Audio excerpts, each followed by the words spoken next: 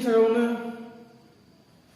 दुलाराय बुहुम बिखायाव थानाय बर' माहारिनिसिम जों बारग' NDFB थामहिनबा एक्स NDFB अफ इउनाइटेड फार्मनि जानानै गाहाम हामलायनायखौ बावहरनाय थाबाय।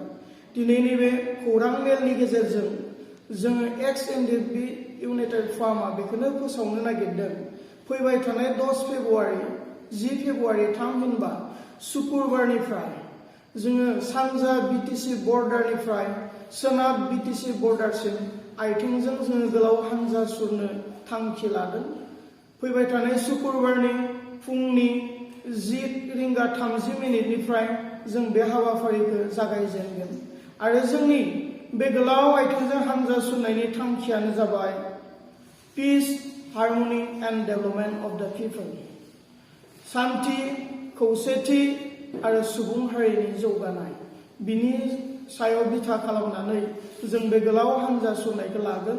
बेजोंनो लोगोसे माखासे जोंहा सब टपिकफोर दङ, आयदाफोर दङ, जेरैहाय ट्राइबेल बेल्ट एन्ड ब्लकनि रैखाथि, थागिबि सुबुं माहारिफोरनि हा हुनि मोनथाय, 6 शेड्यूल, भारतनि संबिधाना जों ट्राइबेलफोरनो मा मोनथाय होदों बेफोरनि सायाव जों रायजो राजाफोरनो फोरोंलांगोन।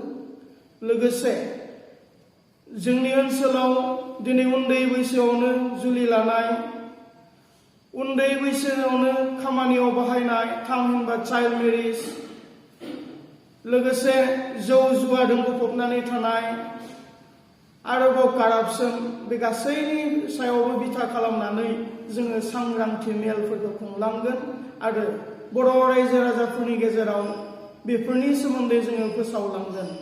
आसा खालामो बे जोंनि फैबाय थानाय 10 तारिखआव जानो गोनां गोलाव आइथिंजों हानजा सुरनाय हाबाफारियाव दुलाराय बुहुम बिखायाव थानाय बर' रायजो राजाफ्रा जों एक्स NDFB अफ इउनाइटेड फार्मनि बानजायनायाव दैदेनजानाय बे हाबाफारियाव जेन बाहागो लाफागोन आरो बे गोलाव हानजा सुरनायाव बर' रायजो राजानि जोंनो बोर नांगौ, आशीर्वाद नांगौ, जाहाथे बर' रायजो राजाफ्रा जोंनो बोर होयो, आशीर्वाद होयो।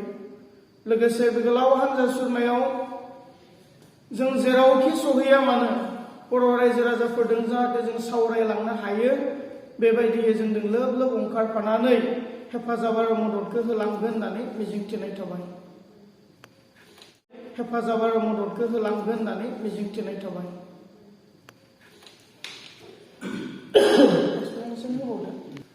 एक्स NDFB United form of X NDFB जों खुंजानो लानाय जि हाबाफारि आथिंजों BTC सानजा बर्डारनिफ्राय सोनाब बर्डारसिम जि गोजोन हानजा सुरनाय, बे हानजा सुरनाय हाबाफारिखौ जोङो मोनसे मुं दोनदों। बे मुङानो जाहैबाय आगान। आरो बे आगाननि गेजेरजों जोंनि ट्राइबेल बेल्ट एन्ड ब्लकखौ जों रैखा खालामनो जोङो एक्स NDFBआ नाजादों। बे आगाननि गेजेरजोंनो ट्राइबेल बेल्ट एन्ड ब्लकआव थानाय जोंनि ट्राइबेल फिसाफोरखौ जोङो रैखाथि होनो हास्थायदों। बे आगाननि गेजेरजोंनो जोंनाव उन्दै बैसोआव हाबा जानाय बे जेंनाखौ जोङो फोजोबनो नागिरदों।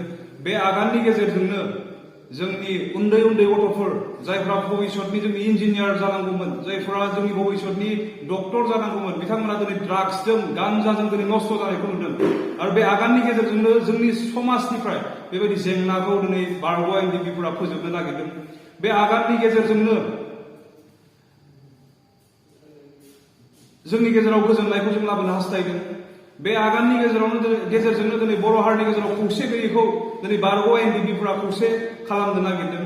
बेवहाय आं खावलायबावनो लुबैदों, फैबाय थानाय 10 तारिखआव जानो गोनां जि मोनसे गोजोन हानजा सुरनाय, बे हानजा सुरनाय हाबाफारियाव साफ्रोमबो बर' रायजो राजाफ्रा जोंजों लोगोसे बाहागो लानांगौ आरो जोंनि जि जेंनाफोर, बे जेंनाफोरखौ दिनै सुस्रानो नाजानायाव बयबो बाहागो लानांगौ।